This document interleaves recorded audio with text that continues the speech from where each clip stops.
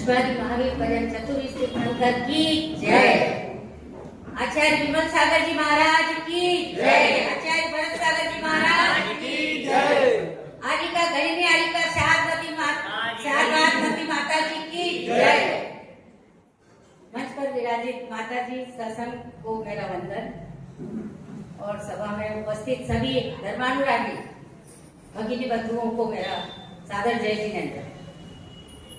आज करीब 10 वर्ष हो गए माता जी की समाधि हुए, लेकिन हमारे मन मस्तिष्क से माता जी की स्मृतियां अभी है और हमेशा रहे, क्योंकि माता जी से हम इतने जुड़े थे बचपन से। क्लॉथ मार्केट स्कूल पहले क्लॉथ मार्केट में लगता था, जो कि अब बड़ा गणपति पर है। उस स्कूल में माता जी और उनकी सभी बहनें पढ़ी है और मैंने वहां 41 साल तक सेवाएं दी। तो माता जी हमेशा मुझे शिक्षा गुरु ही मानती थी और कहती थी। तो माता जी ये बताती थी कि मैंने बचपन से मेरी माता जी कमलाबाई, जो भी माता जी का नाम था, तो वो भोजन बनाते बनाते भजन गाती थी, पाठ करती थी, स्तुतियां गाती थी। तो हमको प्रारंभ से ही संस्कार इस तरह से मिले भोजन में ही, तो वैराग्य की भावना हुई हमारी बात। दो भाटा की हवेली कह रही थी कि भाटा की हवेली से पत्थर मूर्तियां बन गई, तो दो बन गई, एक नहीं। ये बहुत बड़ी बात है, और वो भी गणिनी पद पर। तो माता जी हमको तो पहले श्यामती माता जी का नाम स्मरण करने के पहले एरावती पाठ में ही याद आता है, क्योंकि बचपन से वही नाम सुना, वही पर नाम पढ़ा, बोला और उनको पढ़ाया, तो वही यादें हैं। उनको संस्कृत और संगीत में बहुत रुचि थी, दोनों विषय लिए थे उन्होंने। तो जब वो दीक्षा के बाद उन्होंने कई ग्रंथ संस्कृत के पढ़े और लिखे भी। इसके अलावा संगीत का जो उनका वो संस्कार था, वो विषय लिया था उन्होंने, सुरीली राग थी उनकी। तो वो जब भी प्रवचन करती तो उसमें इस प्रकार के भजन सुनाती थी। इस तरह से जो भी विषय उन्होंने पढ़ा उसका उपयोग जीवन भर उन्होंने किया। ये बहुत बड़ी बात है। आज उनको जिन्होंने पढ़ाया उनमें से एकमात्र टीचर मेरी बच्ची है, बाकी अधिक सभी करीब अब नहीं रही। तो मेरा यह सौभाग्य है कि मैं आज उनको स्मरण कर पा रही हूँ माता जी के सानिध्य में। ये बहुत बड़ी बात है। उनका जब उनकी समाधि हुई धारूहेड़ा में, उनका स्मारक बना, तो मैं पाटनी परिवार के साथ धारूहेड़ा गई थी और वहां भी दर्शन का सौभाग्य मिला। पहली बार उनकी दीक्षा के बाद मैंने खानिया जी में उनके दर्शन किए। आचार्य विमल सागर जी का संग वहां था, तो पहली बार मिली। जब मैं उनको झुककर नमस्कार करने लगी तो पकड़ लिया बाहों में, नहीं बोले आप मेरी शिक्षा गुरु है। मैंने कहा लेकिन पदवी में तो आप बड़ी हैं, तो मेरा तो आपको नमन करना मेरा फर्ज बनता है। बड़ी मुश्किल से पकड़ लिया, नहीं करने दिया उस दिन को, लेकिन बाद में फिर वो समझ गई कि अब ये नहीं मानेंगे। तो कहने का मतलब ये है कि वो तो मैंने उनको कहा कि गुरु तो गुड़ ही रह गए और चेले शक्कर बन गए, आप ऐसा आशीर्वाद दो कि चेला भी कभी शक्कर बन जाए। पर अब वो हमारे पार्टी में शायद पता नहीं। तो ये स्थिति, अब माता जी का कितनी बातें हम याद करें। हम सोनागिरी में जब वात्सल्य रत्नाकर की तैयारी चल रही थी, तब उस ग्रंथ के लिए मुझे भरत सागर जी का पत्र मिला और मैं वहां गई। पहले छुट्टियां भी दिवाली के दिनों में 20-25 दिन की होती थी, तो मैं पूरे 20-25 दिन वहां रही और उस वात्सल्य रत्नाकर ग्रंथ का काम किया।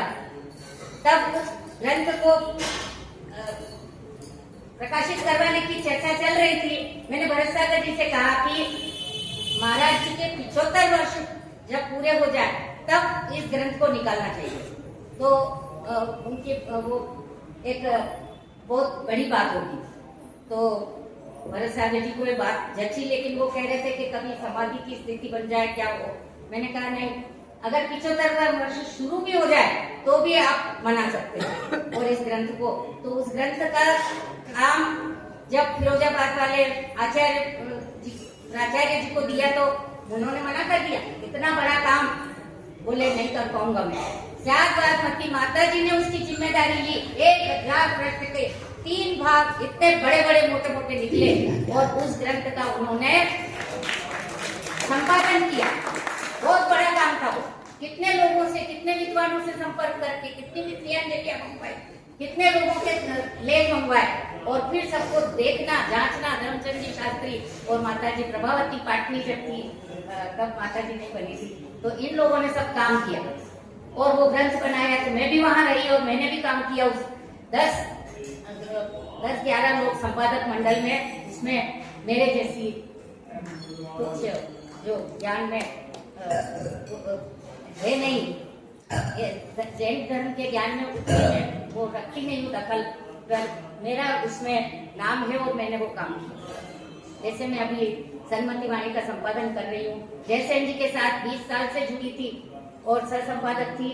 अभी मैं वर्तमान में उसके संपादक हूँ और काम करती हूँ। लेकिन बहुत गहराई में, जैसे पंडितों का, विद्वानों का ज्ञान होता है, वो उतना गहराई का ज्ञान भले ही मुझे नहीं है, लेकिन फिर भी मैं धर्म के प्रचार के कार्य में जुड़ी हुई हूँ। ये माता जी का और भरत सागर जी का आशीर्वाद। भरत सागर जी ने ऐसे समय में मुझे लिख कर दिया था कि आप धर्म के प्रचार में पत्रकार बनकर काम करोगे। तो मुझे बड़ा आश्चर्य हुआ। मैं तो तब पत्रकारिता करती नहीं, मैं तो तब टीचर थी, बाद में प्रिंसिपल बनी। लेकिन और प्रिंसिपल बनने की भी बात भरत सागर जी ने मुझे कही थी कि आप जहाँ हो वहाँ सबसे बड़े पद पर आप आओगे, तो मतलब प्राचार्य बनोगे स्कूल के। तो मैंने कहा कि मेरे आगे तो 10 लोग हैं, कैसे संभव होगा? बोले सब हट जाएंगे, और वास्तव में यही हुआ। तो ऐसे निमित्त ज्ञानी के शिष्य भी निमित्त ज्ञानी थे। तो इस तरह से ऐसे लोगों के का सानिध्य मुझे मिला, माता जी का सानिध्य मिला और धर्म के प्रचार का आशीर्वाद मिला, जो कार्य मैं कर रही हूँ। और उस परिवार से इस तरह से मेरे संबंध रहे, पारिवारिक संबंध, कि मेरा अक्सर वहाँ जाना आना, माता जी कहाँ है, ये बाद में ये माता जी बनी तो ये भी कहाँ है, उनका नक्षत्र कुशल है, ये सब पूछने जाती थी मैं। और मुझे प्रज्वल भैया से सब समाचार मिलते थे। माता जी के दर्शन करने भी मैं कहीं कहीं गई, कभी शिकायत भी मिलती थी। मेरी बेटी एक बार गई चमत्कार जी, तो माता जी ने शिकायत करी, तुम्हारी माता जी बहुत दिन हो गए आई नहीं। अरे मैंने कहा कि अब जाऊंगी मैं। तो कहने का मतलब ये है कि ऐसा संबंध इस तरह से थे कि शिकायत भी कर सकते थे और वो भी मुझे माने, ये उनको अधिकार था मेरी शिकायत करने का। तो इस तरह से, क्योंकि ये संबंध ही ऐसे थे, तो बचपन के संबंध उनसे रहे और वर्तमान तक मेरी उनके प्रति बड़ी श्रद्धा। महाराज का जब 75वां वर्ष मन रहा था, बड़े महाराज का, तब 75 ग्रंथों का प्रकाशन उन्होंने करवाया और उसमें आपका भी बहुत सहयोग रहा और धर्मचंद शास्त्री का भी। और 75 ग्रंथ का प्रकाशन करवाया, मैं उनमें से करीब 20-25 ग्रंथ लेकर आई हूँ अभी मेरे घर से। मेरे पास 75 ग्रंथ आए थे। तो कहने का मतलब ये कि इतने ग्रंथों का संपादन, बड़े बड़े ग्रंथ जो बड़े आचार्यों ने पहले लिखे थे, उनकी रचना की थी, उन ग्रंथों का पुनः प्रकाशन माता जी ने करवाया। तो ये बहुत बड़ी बात है और सब मंदिरों में रखवाए। तो इस तरह से काम हुए। माता जी का साहित्य के प्रति, धर्म के प्रचार के प्रति बहुत श्रद्धा थी और तत्व ज्ञान तो इतना गजब का था। आचार्य महाराज विमल सागर जी सबसे पहले उनको ही प्रवचन देने के लिए कहते। जब अन्य माता जियों को जरा मन में, जो उनसे दीक्षा में वरिष्ठ थी, उनको लगता भी होगा, लेकिन उनको पहले महत्व देते थे और वो प्रवचन करती थी। उनकी प्रवचन शैली भी, आवाज भी इतनी अच्छी और ज्ञान में इतना गहन ज्ञान था। कई ग्रंथों की रचना उन्होंने की और इस तरह से उनके प्रति महाराज का भी बहुत वात्सल्य था। वात्सल्य, रत्नाकर का वात्सल्य श्यामबाई माता जी पर बहुत ज्यादा रहा। और इस तरह से माता जी जब 1986 में 1986 में यहाँ घुमटगिरी पर जब कार्यक्रम हुआ पंच कल्याण का, उसमें सत्संग महाराज आए थे तो माता जी भी थी। हमारे स्कूल की तमाम टीचर उनके दर्शन करने गए और वो पूछती थी एरावती माता जी का।